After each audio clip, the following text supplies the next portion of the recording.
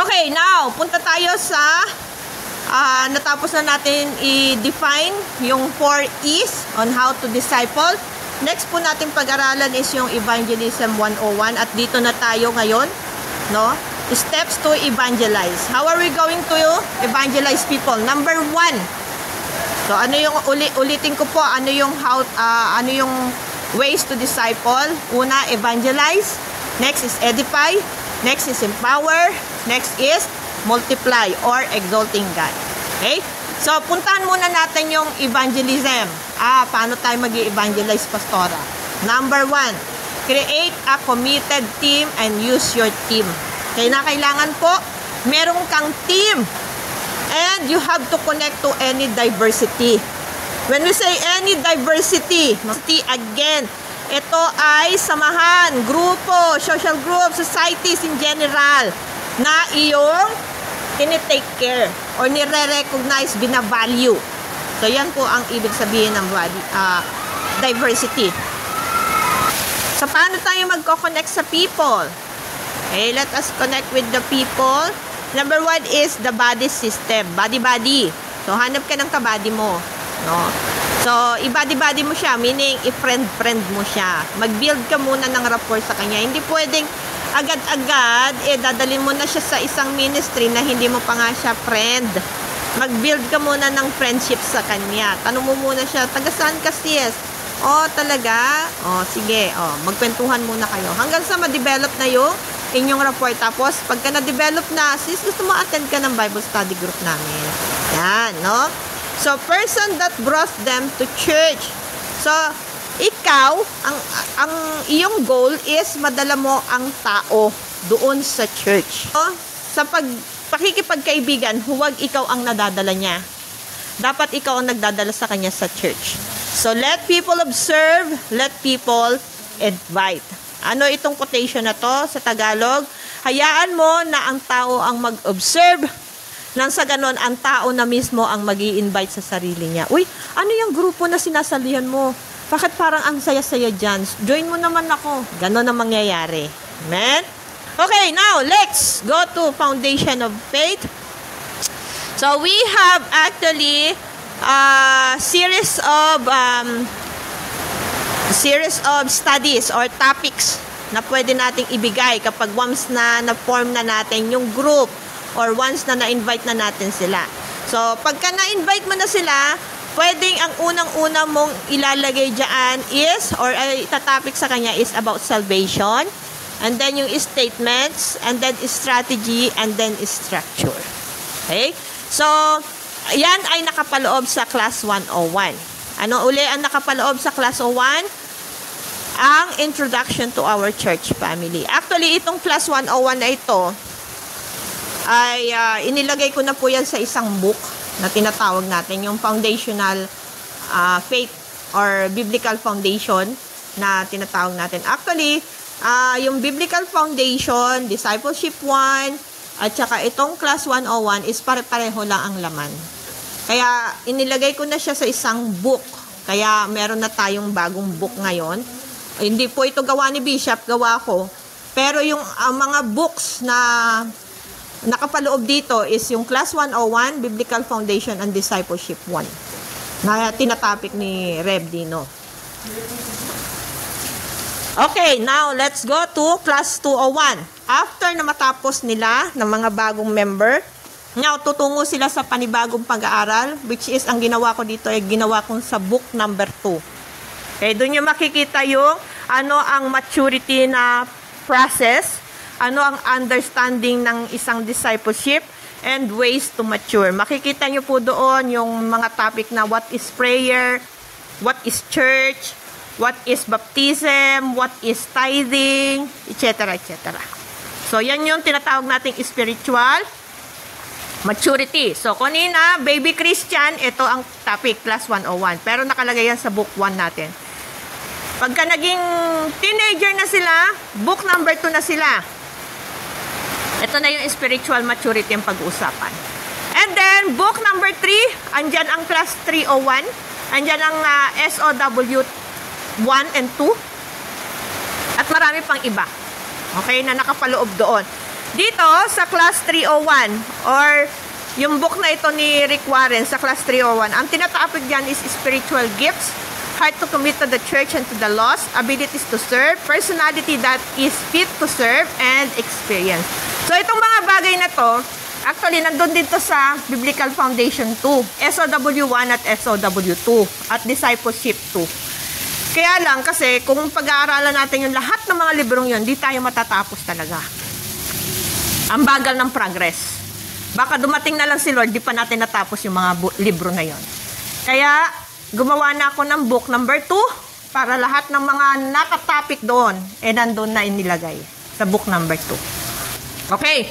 Now, ano naman ang class 401? Ito ay tinatopic para sa mga magiging leaders na ng church. At marami yang nakalagay dyan, pero meron pang other books na hawak ang ang Empower, which is yung SOW3, ano pa yon, church planting, discipleship 3, etc. etc. Ang dami nun. So, again, i-ano na lang natin yan, gagawin ko na lang ng book number 4 para na sa ganon, lahat yon ay maitopic na lang sa iisang libro. Okay, so after natin na ma-connect yung ating team, makagawa na tayo ng team at maibibigay na natin yung lahat ng mga pag-aaral na to. Now we have to prepare. Second is we need to prepare what? Anong unang-una nating i-prepare? Bible. Forms to be filled in by the new converts. Actually, meron tayong form kung saan nakalagay doon yung ilalagay nila yung name, address, telephone number, email address, ano yung mga skills nila, abilities. Yan yung mga dapat prepare ng isang mother Christian or yung tinatawag nating leaders ng church. Tayo yun. So, meron ka dapat Bible.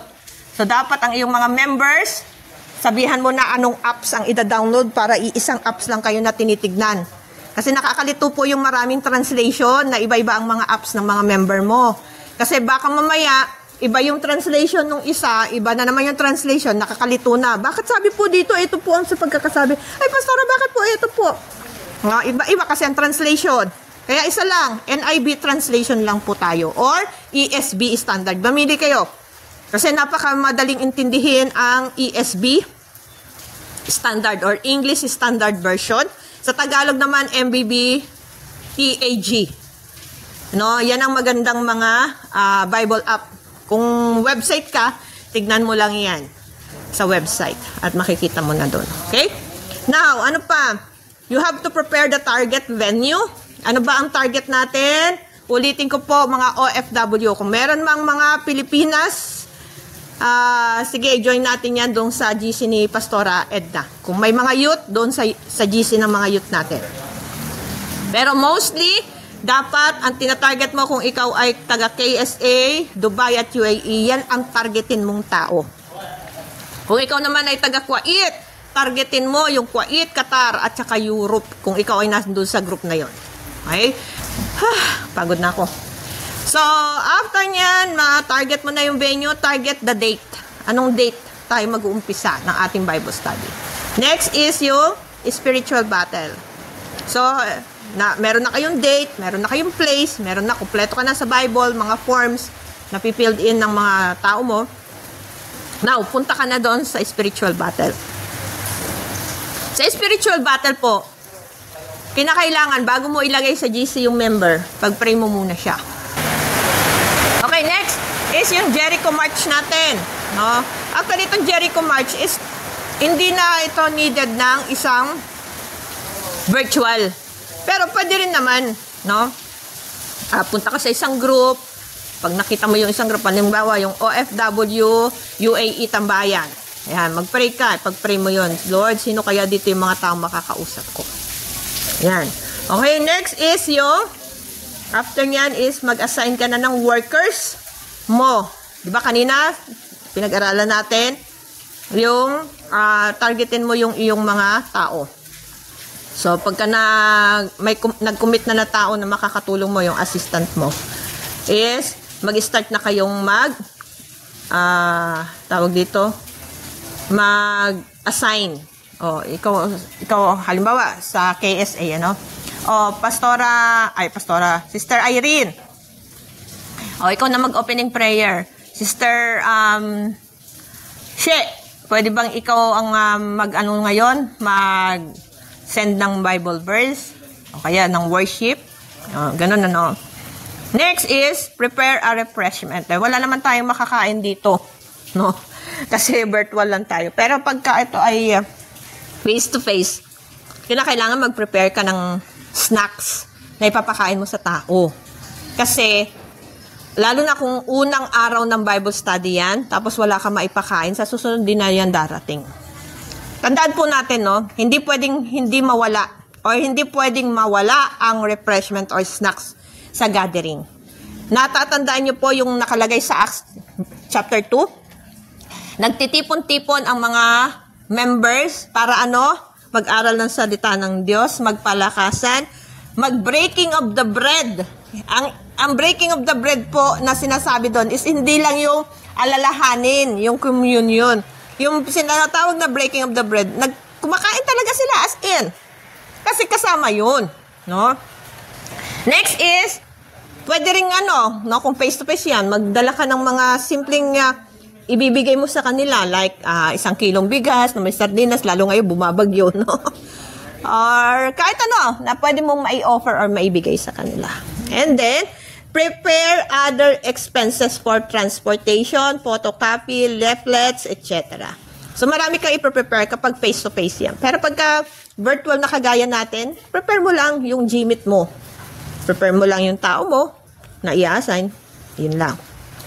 Now, time to reach out, invest, and invite. Okay? So, meron po tayong tinatawag sa evangelism na mag-invest ka. At kanina, tinapik na natin. No? Kailangan mo mag-invest ng Bible. Kung meron ka mang bibiling Bible, kung face-to-face yan. Pero kung virtual lang yan, app lang, sabihan mo na sila. Kailangan mo mag-invest ng oras. Topic ko na yan kanina. Kailangan mo mag-invest ng iyong mga talent. No, kailangan ang isang discipleship maker maparaan. Kung hindi kaya na yung isang member o yung mga member mo ma-consolidate sa isang group, hindi kayo makapag-Gmeet kasi iba-ibang oras ng mga break time, iba-ibang oras ng mga tulog, iba-ibang oras, tanungin. Kaya nga 'di ba, nag-post ako sa Facebook, copy-paste, ano ang oras mo, ano ang time na availability mo, anong araw. Nang sa ganon, lahat na i-cater. One-on-one. Kung hindi kaya ng panglahatan. Ang discipleship maker, maparaan yan. Hindi pwedeng nai-stop sa, ito lang ang natin, gawin natin hindi ganun yun. Okay? And another I is yung invite. Kailangan nag-i-invite din tayo. Sabi ko nga sa inyo, ang pag-i-invite is hindi lang yung i-body-body.